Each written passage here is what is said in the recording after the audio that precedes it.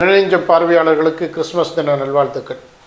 ஒரு கடந்த கால வரலாறு உங்களோடு கலந்து கொள்ள பெருமைப்படுகிறேன். சீனா போர் 1962 கடுமையான போர் நடந்தது.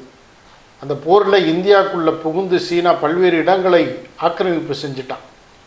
அந்த சூழ்நிலையில் இந்திய மக்கள் எல்லாம் ஒரே முகமாக நின்று சீனாவை எதிர்ப்பதற்கு குரல் கொடுத்தாங்க. இந்திய அரசுக்கு மிகுந்த ஒரு உறுதுணையும் ஒத்துழைப்பும் கொடுத்தாங்க.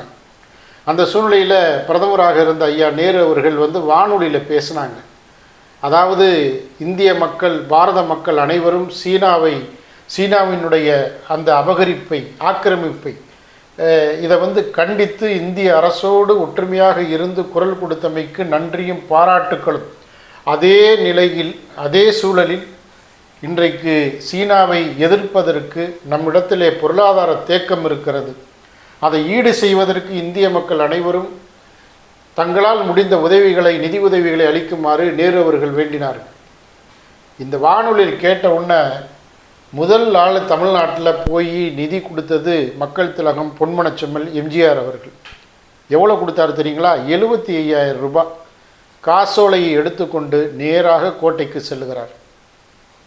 பெருந்தலைவர் ஐயா காமராஜர் அவர்களை சந்தித்து கொடுக்க வேண்டும் என்று அந்த எண்ணத்திலே போகிற பொழுது கோட்டையில் எல்லாரும் சொல்கிறாங்க, இப்போ தான் ஐயா அரசு விழாவுக்காக தென் மாவட்டங்கள் செல்வதற்காக எழும்பூர் ரயில் நிலையம் போயிருக்கிறாங்கன்னு சொல்கிறாங்க. தகவல் கேள்விப்பட்டவுடனே பறந்து போகிறார். பறந்து போய் ஐயா காமராஜர் அவர்கள் புறப்படுகின்ற சூழ்நிலையில் அவர் கரத்திலே இந்த காசோலை 75,000 ரூபாய் காசோலையை ஒப்படைக்கிறார். பெருந்தலைவர் காமராஜர் அதை புன்முறுவலோடு வாங்கி கொண்டு புறப்பட்டு விட்டார். தென் மாவட்டத்தில் அரசு விழாலாம் முடிச்சுட்டு திரும்ப ஐயா காமராஜர் வர்றார். எங்கே வர்றார்? கோட்டைக்கு வர்றார். கோட்டைக்கு வந்தோன்னே செய்தியாளர்கள்லாம் கேட்டாங்க, புரட்சி நடிகர் எம்ஜிஆர், மக்கள் திலகம் எம்ஜிஆர் 75,000 காசோலையை கொண்டு அவசரமாக ஒரு விளம்பர பிரியரை போல வானொலி செய்தி கேட்ட அடுத்த நொடியே உங்களிடத்தில் தேடி காசோலை கொடுத்திருக்கிறாரு என்று நக்கலாக கிடைத்த பணத்தை எடுத்து கொண்டு கொடுப்பதற்கு ஒரு நடிகர் ஓடி வருகிறார். உன்னால் ₹1 தர முடியுமாங்கிறேன், கொடுக்குறவங்களை எதுக்கு நீ கிண்டல் பண்ணுற, நீ எந்த பத்திரிகையை சேர்ந்தவன்னு சொல்லி பெருந்தலைவர் காமராஜர் பத்திரிகையாளர் அந்த திட்டுறார். அதோடு மட்டும் இல்லை, சீனா ஆக்கிரமிப்பு செய்வான் அப்படின்னு எம்ஜிஆருக்கு தெரியுமா? அதே நேரத்தில் நேரு, பாரத பிரதமர் நேரு அவர்கள் வானொலியில் நிதி தாங்கன்னு சொன்னது பற்றோடு உழைத்த பணத்தை கொண்டு ஒருத்தர் கொடுக்குறாருன்னா அதை போய் கேலி பேசலாமா நீனு, முட்டாள்னு திட்டிட்டு அதோட கூடுதலாக ஒரு தகவல் சொல்கிறாரு. அந்த எம்ஜிஆர் எந்த கட்சியை சேர்ந்தவர் தெரியுமா? இந்த நாட்டை துண்டாடணும்னு பிரிவினை பேசுகிற அந்த கட்சியை சேர்ந்தவர். பிரதமர் பேசினோன்னா நாட்டுப்பற்றோடு முடியாந்து பணம் கொடுக்குறாரு, அவரை போய் இப்படி பேசுறியேன்னு சொல்லி அந்த செய்தியாளரை கடிந்து கொண்டார். இப்போ விஷயத்துக்கு வந்துடுறேன். தாவேகாவோட தலைவர் விஜய் அவர்கள் புரட்சி தலைவர் பொன்மனச்செம்மல் எம்ஜிஆர் அவர்களை இன்னைக்கு கொள்கை தலைவராக வச்சிருக்கிறார். இந்த கொள்கை தலைவராக வச்சிருக்கிற எம்ஜிஆருடைய கடந்த காலங்கள், அவர் திமுகவில் இருக்கிற அந்த சூழ்நிலையும் அந்த பணத்தை கொண்டு நாட்டுப்பற்றோடு கொடுக்குறார். இப்போது 80களில் ஆட்சியை பிடிப்போன்னு எம்ஜிஆர் திட்டமிட்டு இதெல்லாம் செய்யலை. ஒரு நாட்டிற்காக நாட்டுப்பற்றோடு யதார்த்தமாக எல்லா மனிதர்களுக்கும் அவர் செய்த உதவியை நாடறியும்.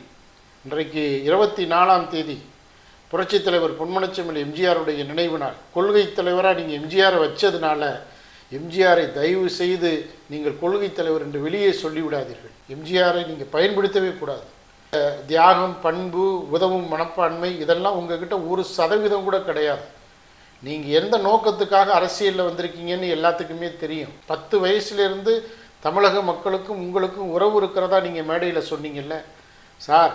வரதா புயல் வந்தது, கஜா புயல் வந்தது, தானே புயல் வந்தது, பெருவெள்ளம் வந்தது, அதெல்லாம் விடுங்க, கொரோனா தொற்று வந்தது. அப்படி தமிழக மக்கள் சொல்லனா துயரத்தில் இருந்த பொழுது நீங்கள் எங்கே சார் போனீங்க?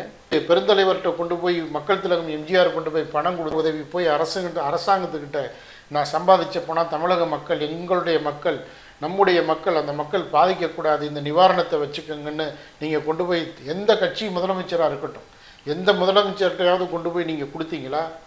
தமிழக மக்களை ஏமாற்றணும், தமிழக மக்கள்கிட்ட ஓட்டுக்களை வாங்கணும், இந்த திரைப்படத்தில் சொல்கிற மாதிரி ஸ்ட்ரைட்டாக நீங்கள் முதலமைச்சர் ஆகணும்னு உங்களுடைய ஆசையோடு நீங்கள் வந்திருக்கிறீங்க, வலை விரிச்சிருக்கீங்கிறது எல்லாத்துக்கும் தெரியும். தயவு செய்து உங்களுடைய நோக்கத்தை நீங்கள் மாற்றிக்கணும். நீங்கள் சினிமாவுக்கு போங்க சார், உங்களுக்கு அரசியல் செட் ஆகாது.